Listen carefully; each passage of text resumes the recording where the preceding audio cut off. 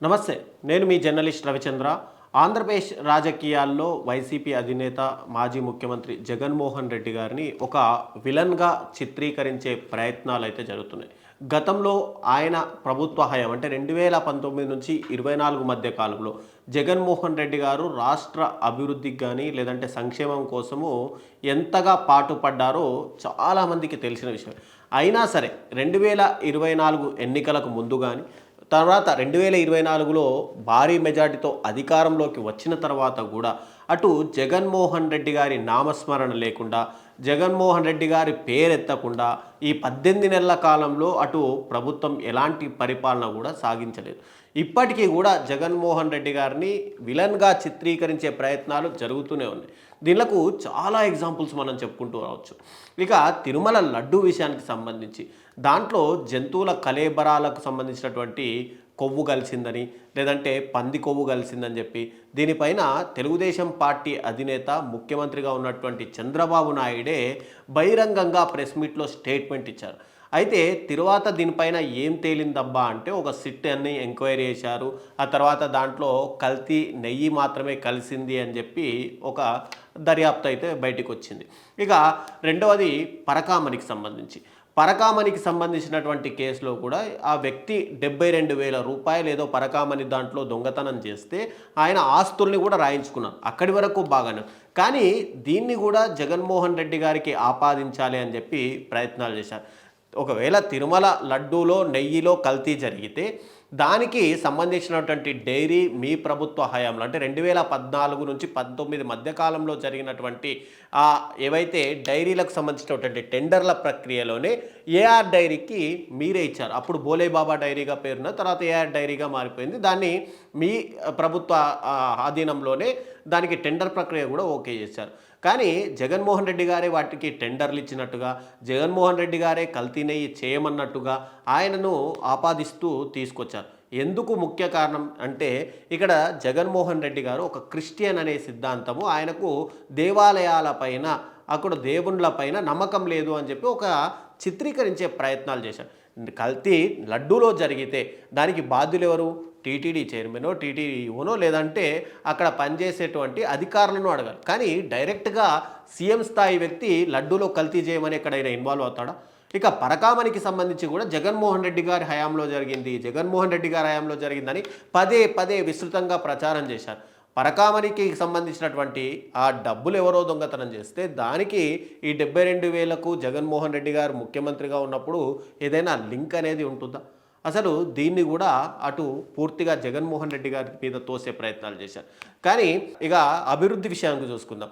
రీసెంట్‌గా ఆర్‌బీఐయే చెప్పింది. గతంలో పరిశ్రమలన్నీ కూడా పరిశ్రమకు సంబంధించి ఆంధ్రప్రదేశ్ దేశవ్యాప్తంగా 5వ ర్యాంకులో ఉంది అని చెప్పి జగన్మోహన్ రెడ్డి గారు కూడా ట్వీట్ చేశారు. కానీ ఇక్కడ తెలుగుదేశం పార్టీకి సంబంధించినటువంటి నాయకులు ఏం చెప్పారు ఎలక్షన్స్ ముందు? రాష్ట్రంలో పరిశ్రమలన్నీ కూడా ఇతర రాష్ట్రాలకు తరలిపోతున్నాయి. పరిశ్రమలు జగన్మోహన్ రెడ్డి గారికి భయపడి ఇక్కడ పరిశ్రమలు పెట్టడానికి కూడా ఏ పారిశ్రామికవేత్త కూడా ఆంధ్రప్రదేశ్ రాష్ట్రానికి రావట్లేదు అని చెప్పి తెగ ప్రచారం చేశారు. కానీ ఆర్‌బీఐ ఇచ్చింది కదా రిపోర్టు, జగన్మోహన్ రెడ్డి గారి హయాంలో ఎన్ని పరిశ్రమలు ఉన్నాయని.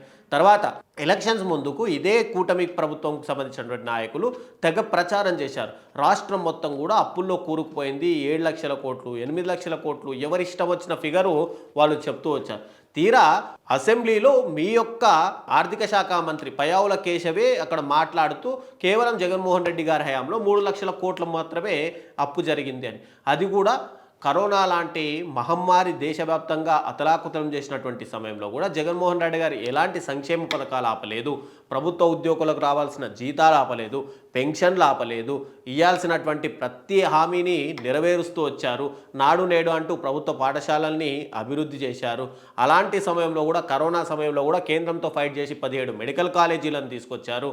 ఇక మత్స్యకార భరోసా, వాహనమిత్ర అంటూ ఎన్నో రకమైనటువంటి ఇచ్చిన హామీలు కొన్నైతే ఇవ్వని హామీలను కూడా నెరవేరుస్తూ వచ్చినా కూడా టోటల్గా 3,00,000 కోట్ల రూపాయలు మాత్రమే అప్పులు మాత్రం జరిగాయి. మరి ఇప్పుడు 18 నెలల కాలంలోనే రాష్ట్రం 2,68,000 కోట్ల రూపాయలను అప్పులు తీసుకొచ్చింది. ఇప్పటికే ఇంకా 1,00,000 కోట్ల రూపాయలు అమరావతి రాజధానికి ఖర్చు అవుతాయని చెప్పి పదే పదే కూటమి ప్రభుత్వం చెప్తూనే వచ్చింది. అయితే ఇక్కడ జగన్మోహన్ రెడ్డి గారు గనక ఎప్పుడైనా బయటికి వచ్చి వాళ్ళ అంతు చూస్తామనే సప్త సముద్రాల అవతల ఉన్నామంటే వాళ్ళని రప్పించి చట్టం ముందు నిలబెడతాము దోషులుగా అంటే మాత్రం దాన్ని తెగ విస్తృతంగా ప్రచారము చేస్తూ వస్తారు. ఆయన ఒక విలన్, ఆయన ఇలాంటి మాటలే మాట్లాడతారు, కార్యకర్తల్ని రెచ్చగొడతారు, కార్యకర్తల్లో లేని విద్వేషాలని సృష్టిస్తారు అని చెప్పి. అయితే ఇక్కడ పవన్ కళ్యాణ్ రీసెంట్గా మాట్లాడింది ఎందుకు హైలైట్ చేయట్లేదు? తాట తీస్తా నా కొడకల్లారా, రౌడీ మూకల్లారా అంటే అది మాత్రం హైలైట్ చేయరు. కానీ జగన్మోహన్ రెడ్డి గారు ఏదైనా చట్టం ముందు నిలబెడతాను అంటే మాత్రం దాన్ని హైలైట్ చేస్తూ వచ్చారు. అయితే గతంలో జగన్మోహన్ రెడ్డి గారి హయాంలో దేవాలయాలు కట్టించారు. టీటీడీలో నుంచి కళ్యాణ మండపాలు గ్రామ గ్రామాన వచ్చాయి. ఎస్సీ ఎస్టీ వార్డుల్లో కూడా దేవాలయాలు, తిరుమల తిరుపతి దేవాలయానికి సంబంధించినటువంటి దేవాలయాలను అక్కడ ఎస్సీ ఎస్టీ వార్డుల్లో కూడా నిర్మించారు. ఇలా టోటల్గా జగన్మోహన్ రెడ్డి గారు అభివృద్ధి సంక్షేమ పథకాలు ఇస్తూనే, ఒకవైపు అభివృద్ధి చేస్తూనే, అయినా ప్రతి మాట కూడా, ప్రతి ఇచ్చిన హామీని కూడా నిలబెట్టుకుంటూ వచ్చినా కూడా ఇక్కడ కూటమి ప్రభుత్వం పదే పదే జగన్మోహన్ రెడ్డి గారిని ఒక విలన్గా చూపే ప్రయత్నము జరుగుతూనే ఉంది. ఇప్పటికైనా ఇటు ప్రజలు తెలుసుకుంటున్నారు. గతంలో 2019 నుంచి 24 మధ్య జరిగినటువంటి అభివృద్ధి ఏంటి, ఈ 18 నెలల కాలంలో జరిగినటువంటి అభివృద్ధి ఏంటి, గతంలో విధ్వంసం జరిగిందా, ఇప్పుడు విధ్వంసం జరుగుతుందా, గతంలో అవే జగన్మోహన్ రెడ్డి గారు తలుచుకుంటే తెలుగుదేశం పార్టీ కానీ జనసేన కానీ ఒక్క నాయకుడు కూడా బయట తిరిగేవాడుగా. కానీ ఆయన ఎప్పుడూ కూడా కక్షాపూరిత రాజకీయాలకు వెళ్లకుండా ఏదైనా ప్రభుత్వం పైన విమర్శలు చేసినా దాన్ని స్వీకరించి వాటిని ప్రభుత్వంలో అవసరము అనే విధంగా ఆయన వాటిని కూడా నెరవేర్చిన దాఖలాలు ఉన్నాయి. కానీ ఇప్పుడు కేవలం జగన్మోహన్ రెడ్డి గారి మీద విధ్వంసం చేయడానికే ఈ 18 నెలలు టైం వేస్ట్ చేస్తూ వచ్చారు. ఇక్కడ ఆర్థికంగా లక్షల కోట్ల రూపాయల అప్పులు చేయడం ఒకవైపు, మెడికల్ కాలేజీలను ప్రైవేటీకరణ చేయడం ఒకవైపు, రైతులకు రైతు భరోసాకు మద్దతు ధర లేకపోవడం ఒకవైపు, టోటల్గా విధ్వంసాలకు ఏదైనా ప్రభుత్వానికి వ్యతిరేకంగా మాట్లాడితే కేసులు నమోదు చేయడం, వాళ్ళని జైలు పాలు చేయడం, వాళ్ళని నోరెత్తకుండా చేయడం, ఇవి మాత్రమే, కేవలం రెడ్ బుక్ రాజ్యాంగం మాత్రమే ఈ 18 నెలల కాలంలో గడుస్తూ వచ్చాయి. అయినా ప్రజలు ఇప్పుడిప్పుడే బయటికి వస్తున్నారు. ఖచ్చితంగా కూటమి ప్రభుత్వం సంబంధించినటువంటి అన్యాయాలను వాళ్ళు గ్రహిస్తున్నారు. రాబోయే రోజుల్లో దీనికి ఒక చరమగీతం పాడడం ఖచ్చితంగా కనిపిస్తోంది.